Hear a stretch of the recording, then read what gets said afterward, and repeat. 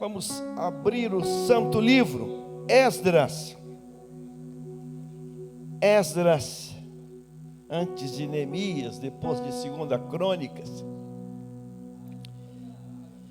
Essa semana eu tenho lido esse livro de Esdras. E o Senhor fortemente, Ele falou comigo, me nocauteou pelo peso dessa palavra. Eu me senti alguém que precisa muito seguir esses conselhos. E eu diria que Esdras hoje, ele poderia ser um grande ensinador para a sociedade, para todos nós, que precisa de uma guinada. Vamos ler primeiro o capítulo 9, e depois a gente vai andar alguns versículos que antecedem ele. Esdras capítulo 9. Se você não tem aí uma Bíblia, então você pode acompanhar. Esdras capítulo 9. Acabadas, eu estou usando a versão Revista e Atualizada. Acabadas, pois, estas coisas, vieram ter comigo os príncipes, dizendo: o povo de Israel, vírgula, e os sacerdotes, vírgula, e os levitas não se separaram dos povos das outras terras, com as suas abominações, isto é, dos cananeus, dos heteus, dos ferezeus, dos jebuseus, dos amonitas, dos moabitas, dos egípcios e dos amorreus. Não ficou ninguém de fora, irmãos. Pegaram todo mundo. Pois tomaram das suas filhas para si e para seus filhos.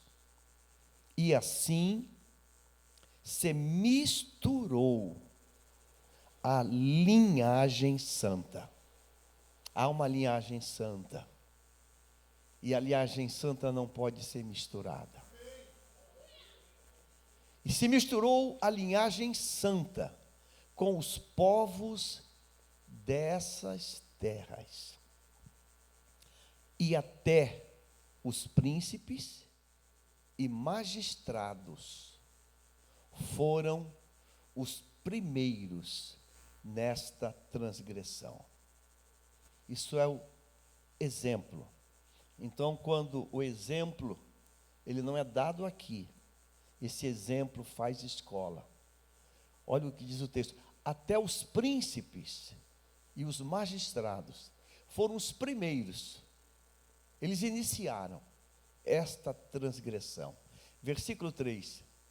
Ouvindo eu tal coisa, rasguei as minhas vestes e o meu manto, e arranquei os cabelos da cabeça e da barba. Arranquei, não cortou. Eu arranquei os cabelos. E me assentei atônito. Então se ajuntaram a mim todos os que tremiam das palavras de Deus, do Deus de Israel, por causa da transgressão do cativeiro.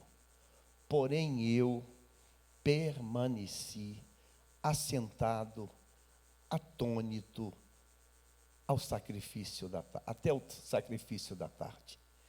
Na hora do sacrifício da tarde, levantei-me da minha humilhação, com as vestes e o manto já rasgados. Me pus de joelhos, estendi as mãos para o Senhor, meu Deus, e disse: meu Deus, estou confuso, envergonhado, para levantar a ti a face, meu Deus, porque as nossas iniquidades se multiplicaram sobre a nossa cabeça, e a nossa culpa cresceu até aos céus. Desde os dias de nossos pais até hoje, estamos em grande culpa, e por causa das nossas iniquidades, fomos entregues, nós, os nossos reis, os nossos sacerdotes, nas mãos dos reis de outras terras, e sujeitos à espada, ao cativeiro, ao roubo, à ignomia, como se hoje se vê. Agora, por breve momento, se nos manifestou a graça da parte do Senhor, nosso Deus, para nos deixar alguns que escapem, e para dar-nos estabilidade no seu santo lugar, para nos alumiar os olhos, ó Deus nosso, e para nos dar um pouco de vida na nossa servidão. Porque somos servos, porém na nossa servidão não nos desamparou o nosso Deus, antes estendeu sobre nós a sua misericórdia, e achamos favor perante os reis da Pérsia, para nos reviver, para levantar a casa do nosso Deus, para restaurar as suas ruínas, e para que nos desse um muro de segurança em Judá e em Jerusalém. Agora, ó nosso Deus, que diremos depois disso? Pois deixamos os teus mandamentos, que ordenastes por intermédio dos teus servos, os profetas, dizendo: a terra em que entrais para possuir é terra imunda, pela imundícia dos seus povos, pelas abominações com que na sua corrupção a encheram de uma extremidade a outra. Por isso, não dareis as vossas filhas a seus filhos, e as suas filhas não tomareis para os vossos filhos, e jamais procurareis a paz e o bem desses povos, para que sejais fortes e comais o melhor da terra, e a deixeis por herança a vossos filhos para sempre. Tome o seu lugar.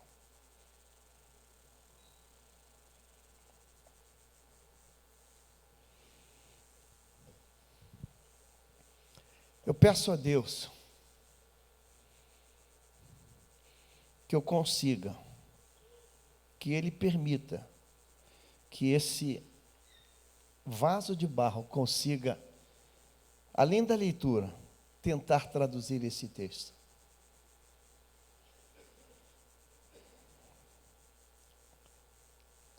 Nós paramos a leitura no versículo de número 12.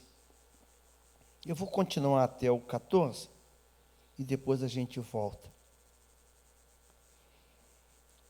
Depois de tudo isso que nos tem sucedido, por causa das nossas más obras e da nossa grande culpa, e vendo ainda que tu, ó nosso Deus, nos tem castigado menos do que merecem as nossas iniquidades, e ainda nos deste este restante que escapou.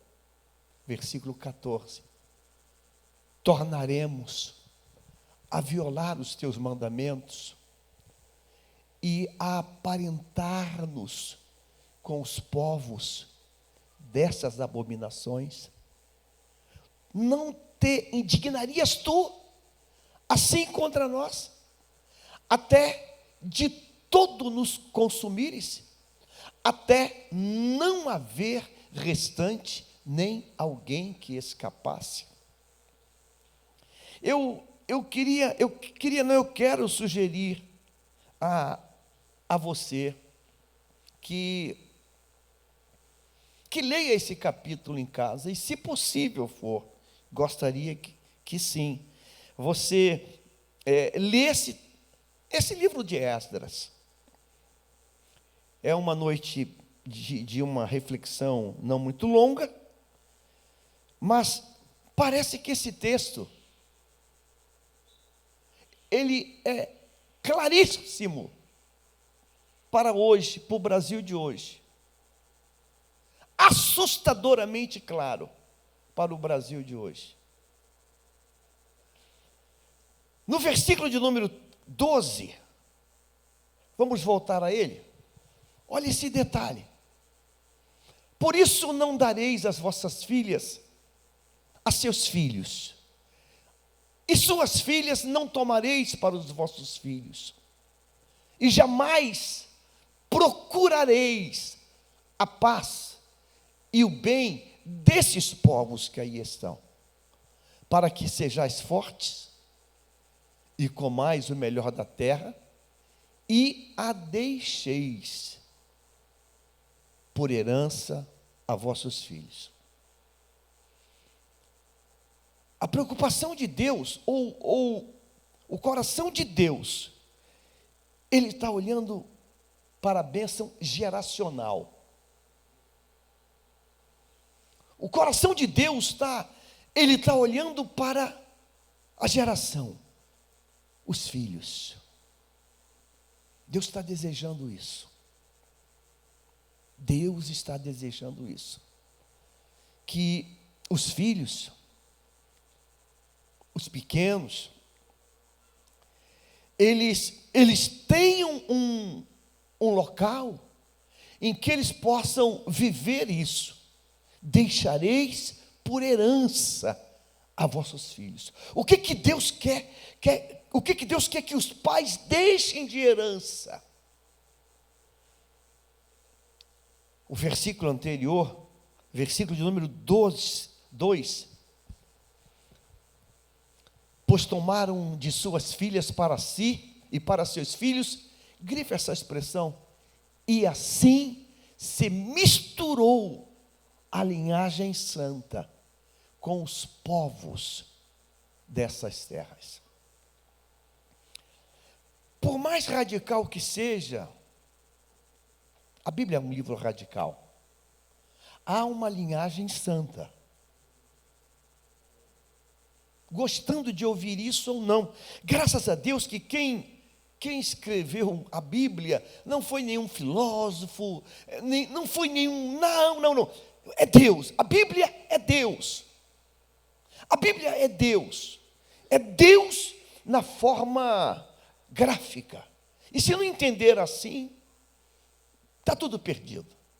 O que é a Bíblia? A Bíblia é Deus na forma gráfica.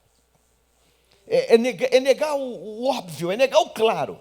Por exemplo, qual a importância de Israel? Qual a importância da nação judaica para o mundo, para a população global? Quase 8 bilhões. Qual é a importância? Eu diria que pelo menos 3. Inquestionável. É a partir de Israel que nós aprendemos que há um Deus. Ponto. Há um Deus único, Criador verdadeiro. Há um Deus. Ponto. É a partir de Israel que nós entendemos e conhecemos que há um livro. Há um livro. O livro. Ponto. Não vai se discutir isso. E se alguém quiser questionar, deixa calado. Deixa para lá. Então, Israel, a nação de Deus, o povo hebreu, nos apresentou um Deus. Um Deus que nós também fazemos como Ruth fez um dia. A partir de agora, o teu Deus é o meu Deus. E ponto. Então, Ruth representa a graça, os que entraram na graça. Ruth representa isso. Ruth é a estrangeira que diz assim um dia: o teu Deus é o meu Deus, o teu povo é o meu povo. E hoje nós falamos a mesma coisa: o Deus de Israel é o nosso Deus, e ponto final. Acabou a discussão. Nós somos pró-Israel. Ponto final. Ponto final. Israel nos deu o segundo presente, que é o livro. O livro. Há um livro. E esse livro veio de lá e nós temos esse livro. Posso ouvir um amém? Amém. Há um livro. Deixa quieto. Há um livro. Há um livro. Israel nos deu um livro. E nós temos um livro. Nós temos um livro. Nós temos um livro. E nós não queremos atualizar, não queremos fazer download, o nosso livro já está aqui, ponto final, acabou, para nós. Temos um livro. E o terceiro presente que Israel nos deu foi a pessoa de Jesus. Então nós temos o Messias, que para eles lá ainda estão achando que vai chegar, mas para nós já está conosco aqui há bastante tempo. Já está no nosso meio. Então Israel nos deu um Deus, nos deu um livro e nos deu um Cristo. E isso nos basta. Nós temos tudo. Neemias, Esdras, é o sacerdote que vivia bem exilado na Babilônia. E na Babilônia estava bem, estava tranquilo. Na Babilônia estava tranquilo. Estão exilados, mas está tudo bem, porque ele é alguém que Deus abençoou. E agora eu quero voltar agora, capítulo 7 de Neemias, de Esdras, porque Neemias e Esdras estão muito juntos. Capítulo 7 de Esdras, a gente vai ter aqui um panorama, uma identificação de quem é esse moço, ou quem é esse moço chamado Esdras. Capítulo 7, versículo 6. Capítulo 7, versículo 6. Ele era escriba, versado na lei de Moisés, dada pelo Senhor. Meu amado, você sabe o que é alguém versado? O que é alguém versado? É alguém fora da curva. É alguém fora da curva. Então quem é Esdras? Esdras é alguém versado na lei de Moisés, dada pelo Senhor. Olha que jogada bacana essa. A lei de Moisés, na verdade, que não é dele, é dada pelo Senhor. É dada. Então, Moisés apenas ele apresenta, mas ele não foi o escritor da lei, ele é só o copydesk. Ele só transcreveu a lei. Nem transcreveu, foi o dedo de Deus, ele apenas trouxe, ele foi só o comportor, vamos botar assim. Ele pegou lá e entregou aqui. Então, Esdras, ele é versado nisso. Ele domina isso, domina no sentido humano, mas domina. Ele é aquele cara que gabarita, que manja, que conhece. Ele é essa pessoa, versado na lei do Senhor, Deus de Israel, e segundo a boa mão do Senhor, seu Deus, que estava sobre ele, o rei lhe concedeu tudo quanto lhe pediram. Então Esdras tem duas coisas. Ele tem um absurdo conhecimento da lei de Deus, e esse absurdo conhecimento que ele tem faz com que todos no seu tempo vejam que sobre ele há um diferencial de Deus na vida dele.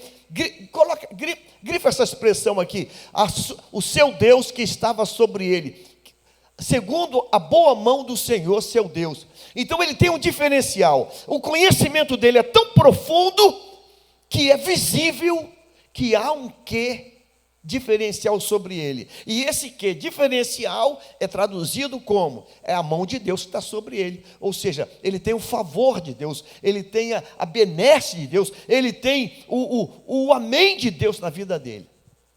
Versado, e versado, como é que se chega, como é que alguém consegue ser um doutor em alguma matéria? É por acaso? Como? São horas de estudo, são anos de estudo. Como é que alguém consegue ser fora da curva em alguma ciência? É alguém que, meu Deus, é alguém que gasta meses, anos, vida, décadas estudando aquele assunto. Então, Esdras, no tempo do exílio, ele consegue virar esse cara fora da curva. E por causa disso, ele domina a palavra, a lei, a palavra de Deus. É visível que vem nele, que a mão de Deus está sobre ele. E em terceiro, coloque em outra cor, o rei lhe concedeu tudo quanto ele pedira. Então, Esdras aqui tem três coisas. Ele tem um profundo conhecimento da palavra. É visível que essa conexão de Esdras com a palavra e a palavra com ele faz com que as pessoas digam assim: esse cara é especial, esse cara tem uma mente fora da curva, tem um coração fora da curva. A gente vê a mão de Deus na vida dele. Agora Esdras, além de ter o conhecimento da palavra, a aprovação do céu, ele tem a aprovação dos homens da terra. A Bíblia diz que o rei, não o rei do céu, o rei da terra, o valida. O rei da terra o validou. O rei da terra validou. Então, eu poderia dizer que é um obreiro, vamos chamar de fora da curva, né? Um obreiro diferenciado. Diferenciado. Esse rei da terra outorga a ele um poder do plano terreno. Capítulo 7 agora, versículo de número 21 em diante. 7, 21 em diante.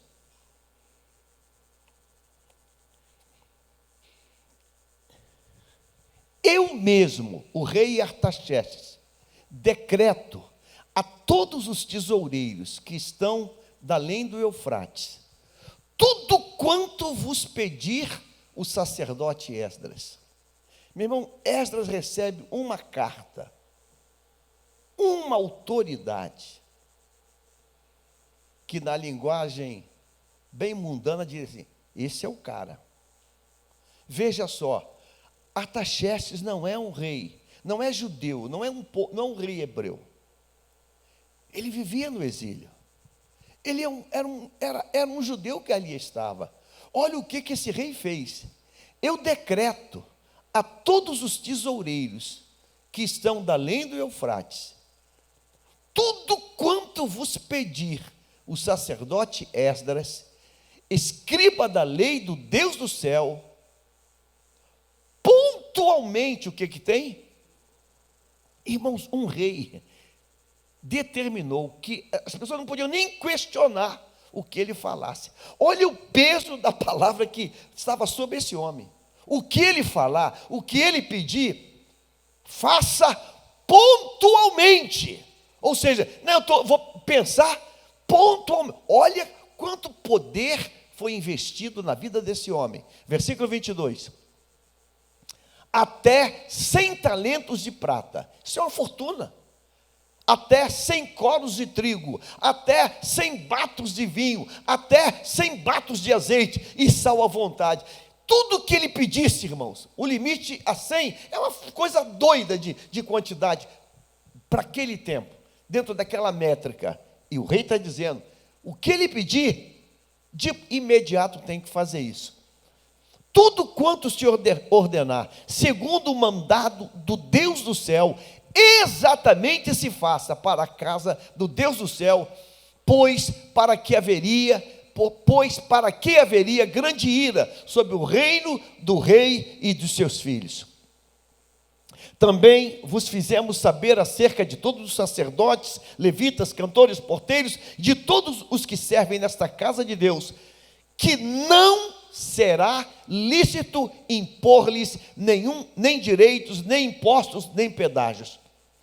Tu, Esdras, segundo a sabedoria do teu Deus, que possuis, nomeia magistrados e juízes, que julguem a todo o povo que está da além do Eufrates, e que todos os que sabem as leis do teu Deus, e aos que não as sabem, lhes façam saber. Então, Esdras recebeu um poder, eu diria quase que absoluto.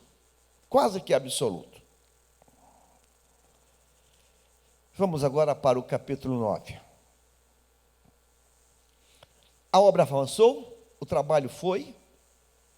Esdras tem o conhecimento pleno da palavra, e diz a Bíblia que ele o tem, ele é versado. Esdras tem o favor da mão de Deus sobre ele, e Esdras tem uma delegação de poder terreno inigualável. Esdras é aquele cara que manda fechar e manda abrir e ponto final. Esdras é aquele cara que diz, você está preso e vai morrer ou não vai morrer. Esdras é esse cara. Capítulo 9 agora. Acabadas, pois, essas coisas, o povo veio do exílio para refazer a cidade de Deus, a casa de Deus. Acabadas, pois, essas coisas, vieram ter comigo os príncipes, dizendo: o povo de Israel, os sacerdotes, os levitas, não se separaram dos povos de outras terras com as suas abominações, isto é, cananeus, heteus, ferezeus, jebuseus, amonitas, moabitas, egípcios e dos amorreus. Pois tomaram das suas filhas para si e para seus filhos, e assim se misturou a linhagem santa com os povos desta terra. E até os príncipes e magistrados foram os primeiros nessa transgressão. Ouvindo eu tal coisa,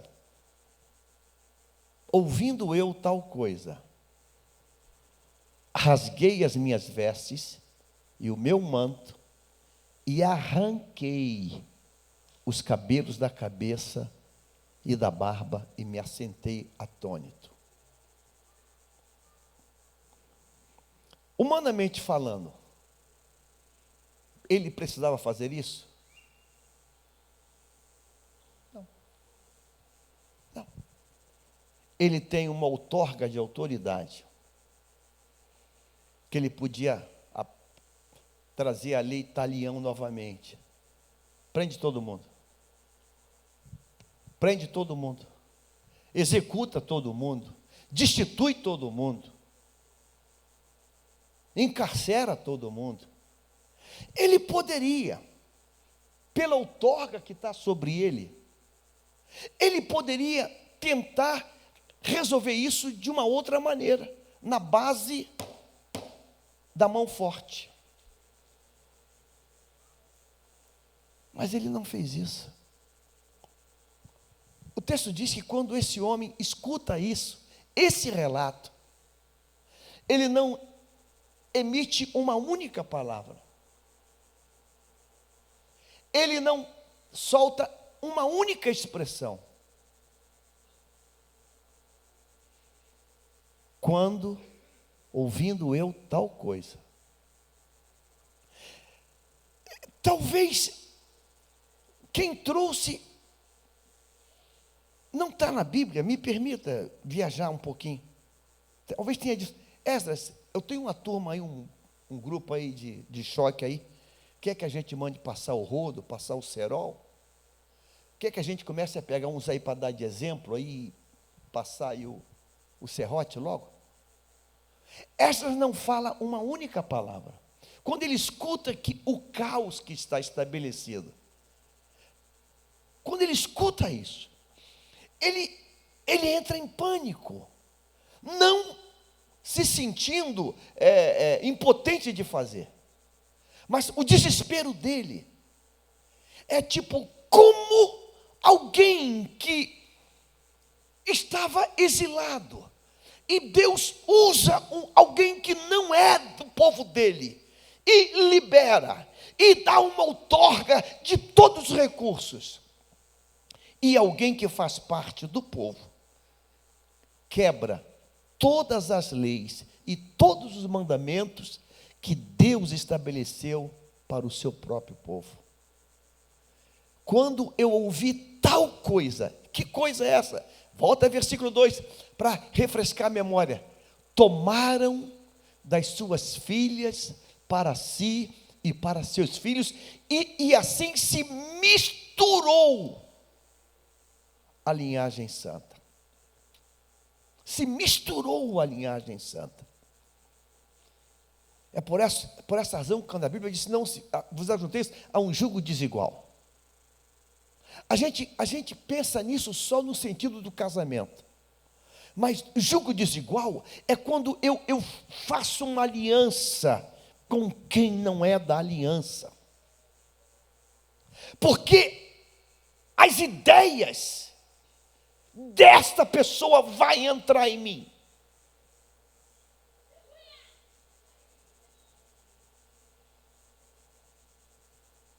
Quando eu faço uma aliança com quem não enxerga na mesma direção que eu enxergo. Quando você faz aliança com alguém que não tem uma aliança com o Deus que você serve?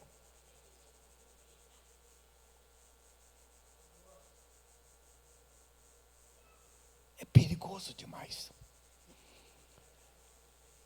Assim se misturou a linhagem.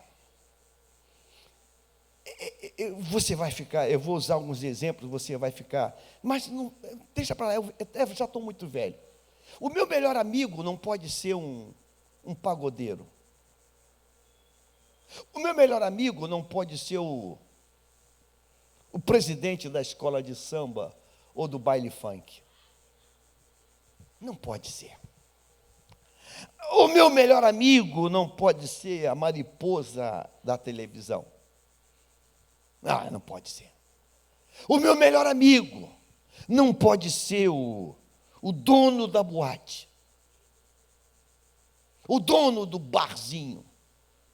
O meu melhor amigo não pode ser um pá virada. Ou pode? Não pode, não pode.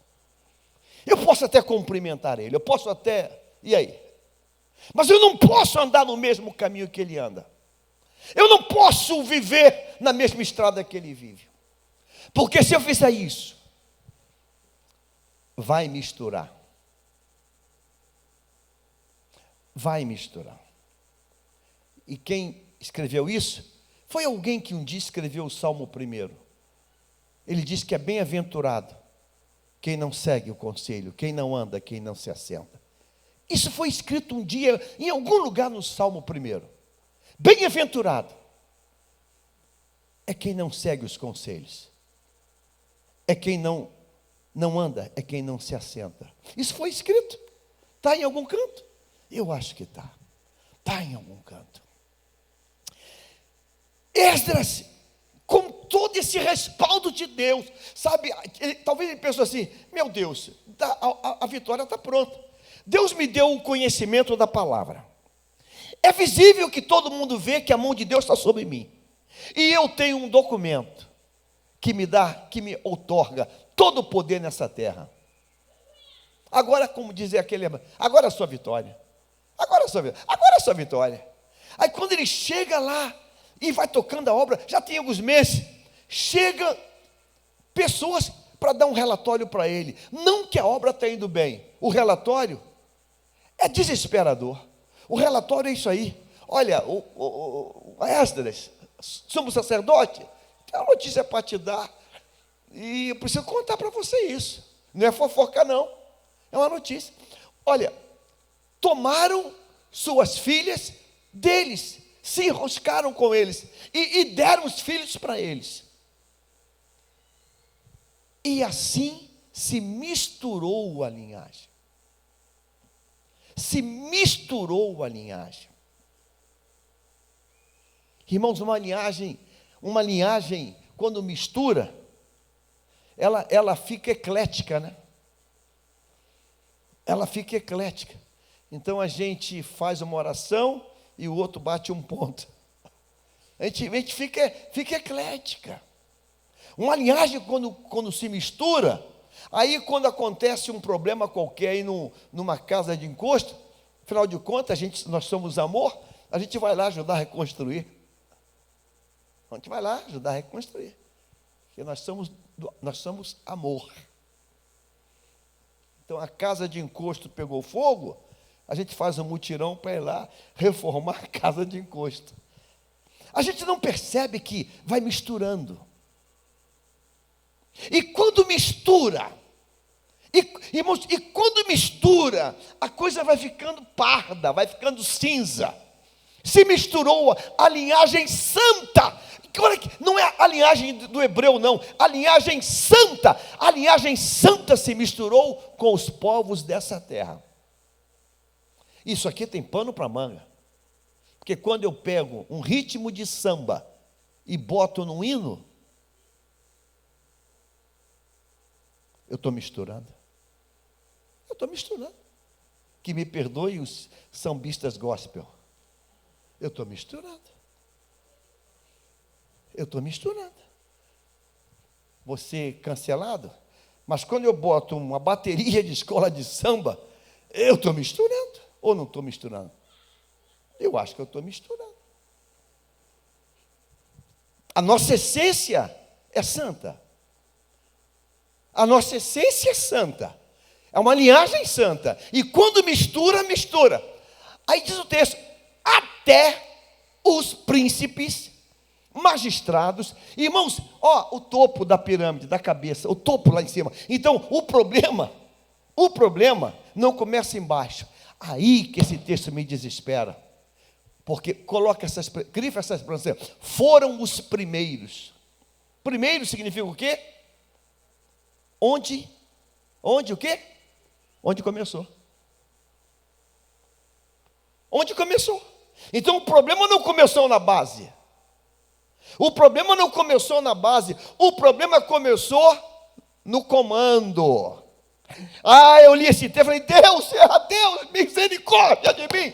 Misericórdia. O problema está começando no comando. No cockpit. Lá no comando. Irmãos, esse texto Deus podia ter nos poupado disso.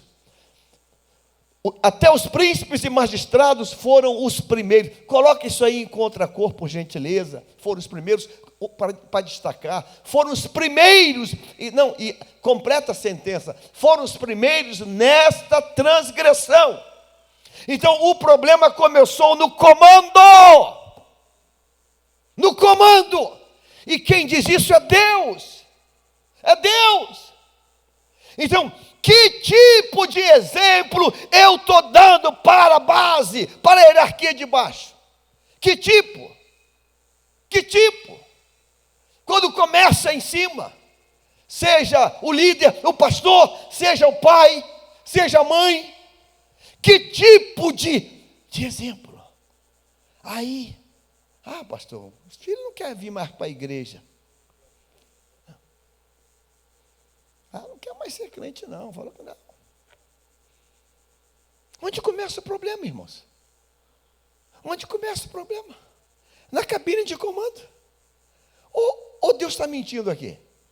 Então, o sacerdote ele vai surtar. Ele vai entrar em pânico. Meu Deus, Jesus.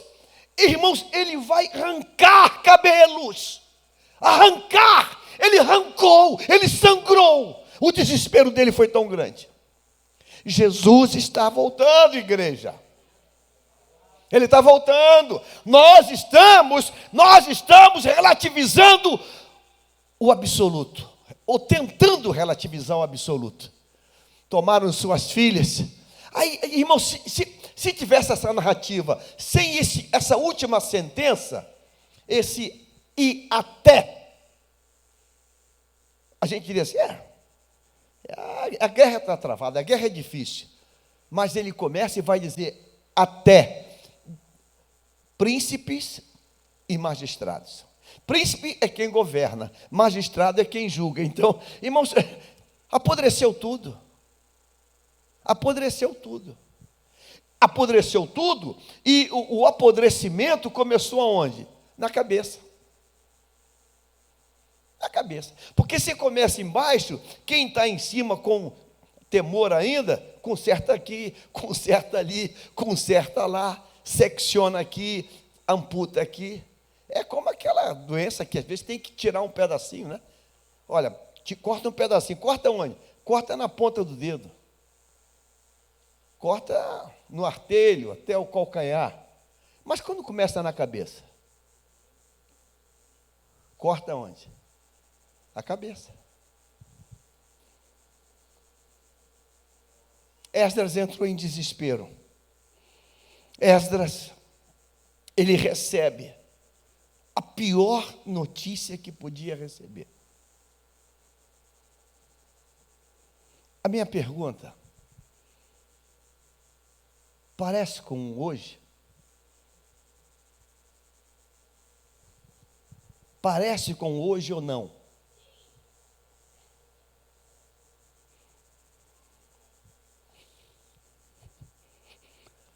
Quando uma igreja evangélica, ela diz que agora ela é inclusiva, parece com hoje ou não? A partir de hoje nós somos inclusivos.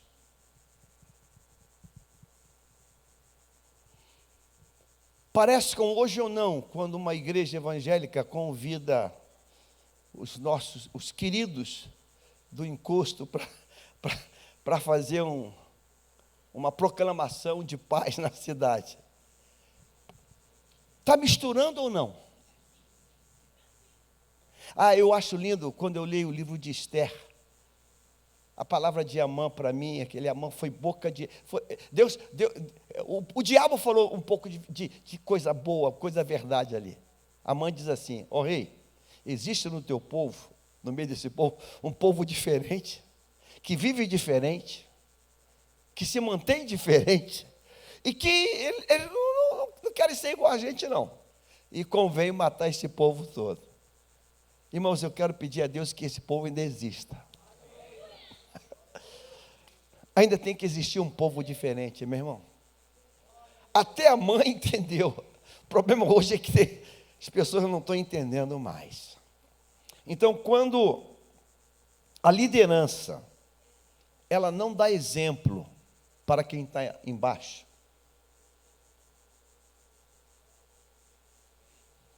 imagine você se amanhã eu chegar para o culto de short e camisinha, mamãe, tô forte. Não, mas imagine você, eu sei. Imagine você. Eu vou chegar aqui no próximo culto mascando chiclete, de short e camisinha, mamãe, tô forte. Graça e paz. Graça e paz. Graça e paz. Já tem lugares por aí que o pastor vai com uma roupinha tipo Ligalete, sei lá qual o nome que é, umas roupinhas diferentes, né? Não sei se aquilo é de dança de balé, será que maluquice é aquela, umas coisinhas. Que mensagem você está passando? Que mensagem você está passando? O texto vai dizer: olha, Esdras, eu tenho uma notícia para te dar.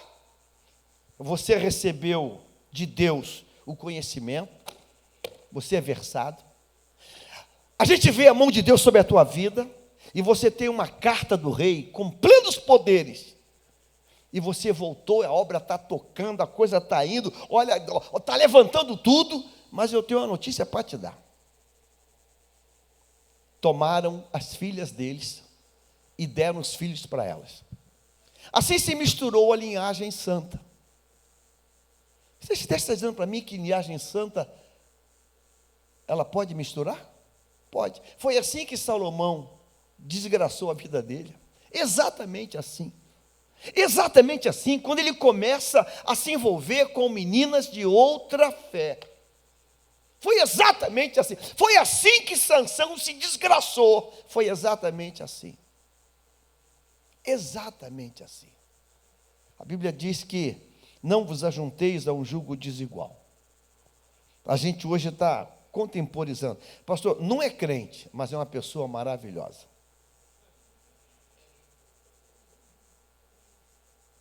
Não é crente, pastor, mas olha, é melhor que muito crente. Eu já vi isso. Eu já escutei muito disso. Não foi pouco não, eu já escutei muito disso. Eu já escutei muito disso.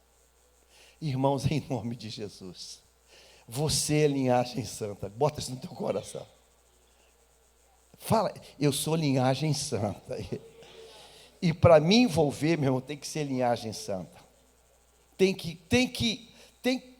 Irmãos, tem exceções, tem únicas exceções que eu conheço na Bíblia, é Ruth. Eu só conheço aquela, não conheço duas. E por um projeto maior, um plano maior, que era um plano de uma mensagem universal de salvação e de graça. Da oliveira que vai ser enxertada, o zambujeiro vai entrar ali. Fora disso, me ajuda se você conhece alguém que um príncipe judeu chamado Boaz vai pedir em casamento uma moabita. Aquilo tem um aval divino. E aquilo não é regra. Aquilo não é regra. Pode acontecer novamente? Até pode, Deus é soberano, mas não é regra. Isso não é regra. Isso não é regra. Então isso é muito sério. O texto diz que eles foram os primeiros. Bem, quando Esdras escuta isso, vamos agora seguindo o texto, para a gente terminar. Ouvindo eu tal coisa, eu briguei com os príncipes, com os magistrados? Não. Irmãos, esse texto agora me ensina que guerras gigantes, elas vão ser resolvidas quando aquele que está sentindo e está percebendo aquela guerra cai de maneira profunda na presença de Deus. Esdras não convoca ninguém, Esdras não dá uma única palavra, ouvindo eu tal coisa, eu rasguei as minhas vestes, o meu manto, arranquei os cabelos da cabeça e da barba e me assentei atônito. Olha o que vai acontecer agora, versículo 4. Colore essa expressão. Então se ajuntaram a mim. O contrário aqui não é verdade. Não é. Quando eu vi, então fui a eles. Não. Quando eu vi, eu me lancei na presença de Deus. E quando eu me lancei na presença de Deus, eu me rasguei diante de Deus. Então eles se ajuntaram a mim. Mas quem se ajuntou a mim? Aqui é uma seleção, é uma decantação, aqui é uma seleção. Quem se ajuntou a mim? Coloca agora em outra cor. Todos, não. Todos não. Aqui vai identificar. Todos os que tremiam das palavras do Deus de Israel. Coloque em outra cor. Quem se ajuntou a Esdras? Todo mundo? Não. Um grupo específico. Qual grupo específico? Os que tremiam ainda as palavras. Irmãos, Deus falou comigo. Pare de ficar chateado, Jaime. Pare de ficar chateado. Chateação não vai resolver. Muita palavra não vai resolver. Muita outorga de autoridade não vai resolver. A única coisa que vai resolver é quando você encontrar esse lugar do esvaziamento total, sem dizer uma palavra. Irmãos, Esdras não falou uma palavra, ele só se rasgou diante de Deus, e Deus fez o resto. Aonde tinha alguém que ainda tinha um pouco de temor a Deus, quando escutou falar, o quê? O sacerdote Esdras, ele está sangrando, ele arrancou cabelos, ele se rasgou. Esdras, meu Deus. Então se ajuntaram a mim. Mas quando essa turma se ajunta, ele não se deixa levar. Não. A mesma cor embaixo. Porém eu permaneci assentado, atônito, até o sacrifício da tarde. A turma está chegando, ele não levanta não. Oba, o pessoal, não. Eu permaneci.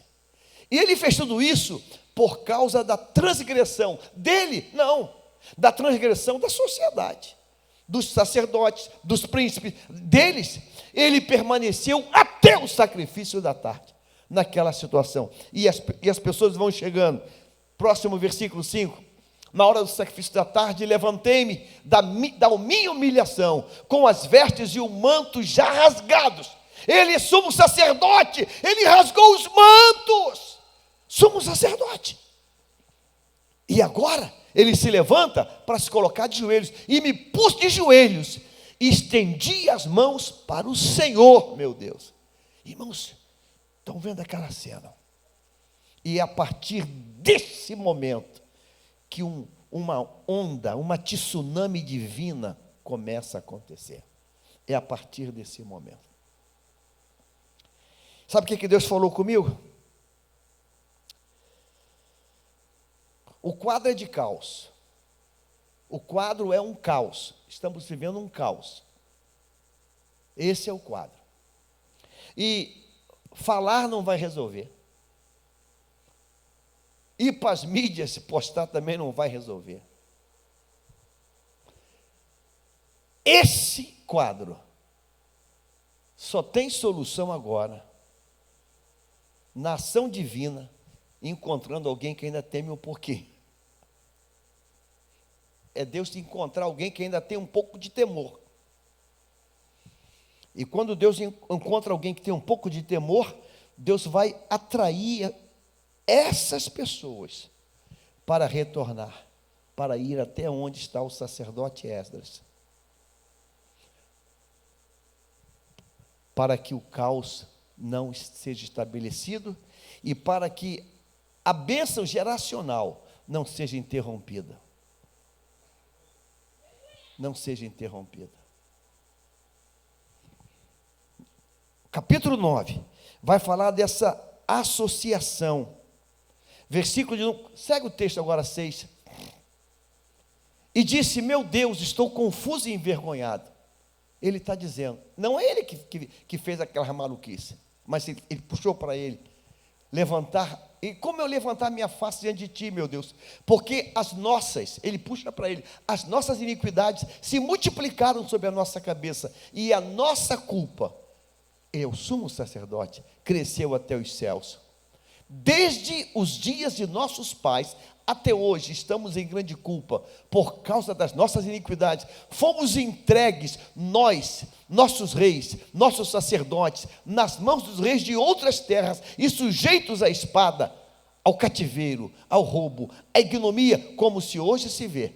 Agora, por breve momento, se manifestou a graça. Sabe que graça?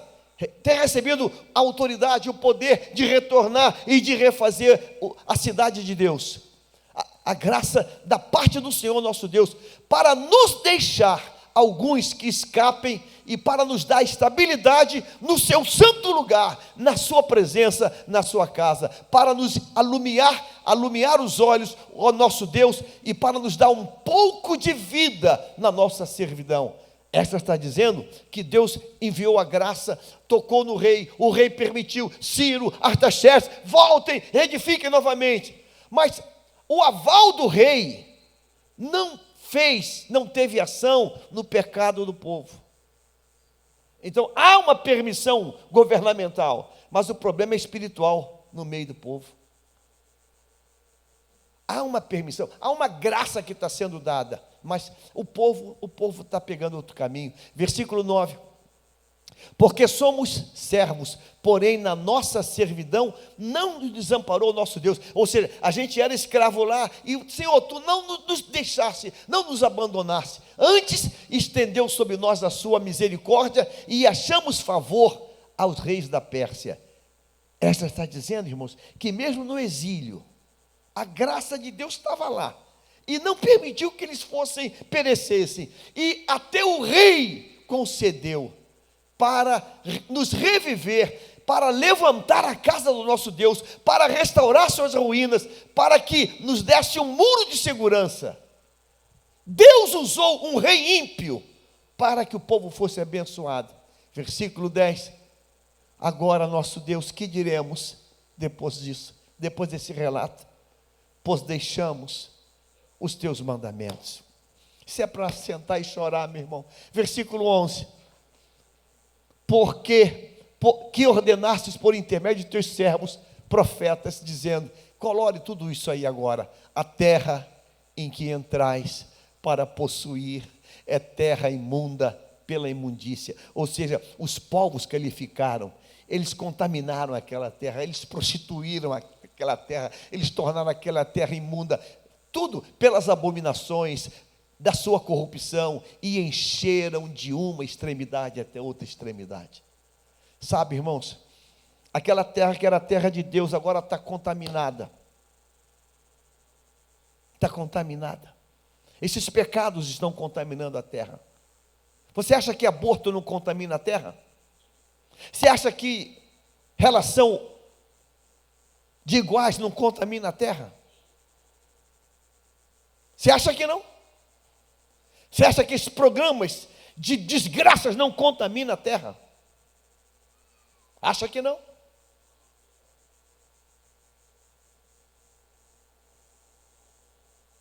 E o povo que volta se enrosca na desgraça da contaminação da terra. Irmãos, o que precisa ser feito para que a gente acorde, hein? Desta embriaguez. Versículo de número 12. Por isso, não dareis as vossas filhas a seus filhos. Eu vou fechar aqui com isso agora.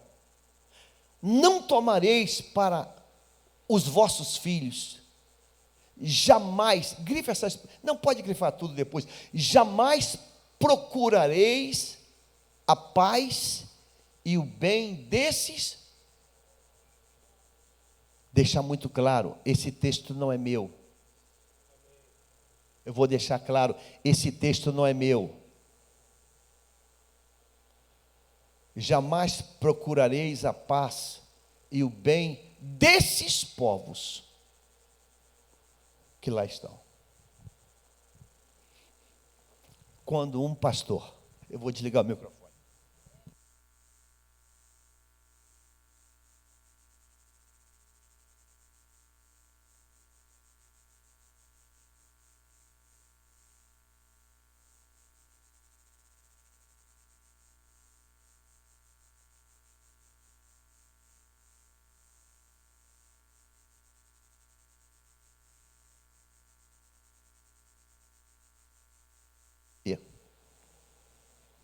Tudo que é contra o princípio de Deus tem que ficar do outro lado.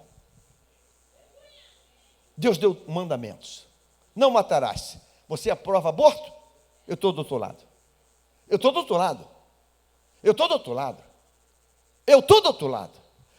Toda podridão que você pensa, fala, advoga, eu estou do outro lado e vou morrer do outro lado.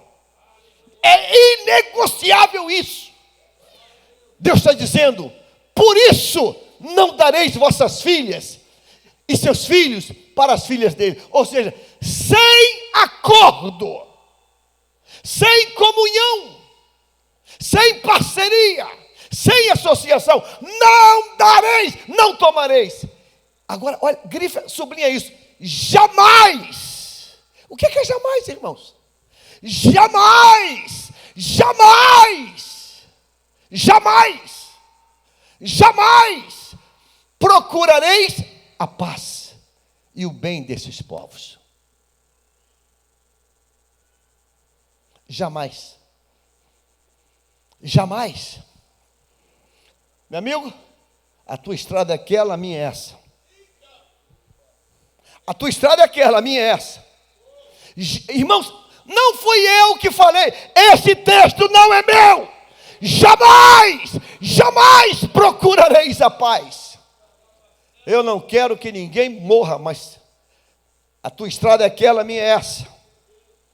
A gente anda em estradas distintas. E irmãos, quem não conhece essa palavra? Agora, olha só, agora com outra cor, agora com cor, bota vermelho. Quando eu faço a primeira parte, eu sou agente profético geracional. Olha aqui, quando eu cumpro a primeira parte, eu não me envolvo, eu não faço aliança, eu não sigo, eu ando em tua estrada, para que sejas forte, eu me torno forte, eu vou comer o melhor da terra, e não tudo, até o final, e eu deixarei herança para os filhos dos filhos para sempre, dos filhos para sempre. Dos filhos para sempre. Dos filhos para sempre. Pastor, eu não creio nisso. Ok. Mas eu sou teimosamente crédulo nesse livro. Totalmente. ferrenhamente. Deus está dizendo que eu não tenho que fazer aliança. Eu não tenho que fazer aliança. Deus me deu seis netos, que eu oro todos os dias. Porque os perigos que eu vivi quando eu era garoto, foram outros. Era arrancar a unha, ralar o dedo no carrinho de rolimã. Eram outros. Corta a pipa com linha, o dedo com o cerol da pipa, cortava direto. Brigar na rua, briguei muito, apanhei muito, bati muito. Eram outras brigas. A guerra hoje é outra. A guerra hoje é outra, é outra. A guerra hoje é outra. A guerra hoje é de mente, é ideológica. A guerra hoje é outra. A guerra hoje é outra. E hoje a guerra, ela é, meu Deus, que isso? Que isso? Que isso? É hoje. A guerra hoje é outra. A guerra hoje é outra. Domingo aqui, antes do culto, na minha sala, eu vendo na pracinha, tinha 2 adolescentes. O menino estava passando o rodo da menina, no banco da praça. A minha esposa aqui viu, estão transando ali. Irmãos, era 5 horas da tarde. Eu falei, meu Deus. Talvez devia ter 14, 15 anos a garota. E ele uns 16, 17. A guerra hoje é outra. A guerra hoje é outra. Hoje tem um tal de um cigarrinho eletrônico, que a minha vizinhança, eu estou vendo a garotada, irmão, aquilo é um demônio. Porque, que isso? Não, é para ficar calmo, que isso, eu estou muito nervoso, é para me acalmar. Irmãos, o capeta está solto, está solto, está solto, sem nem entrar no outro lado da sapatilha, sem nem ir para lá, sem nem ir para lá. O texto está dizendo que a guerra está travada.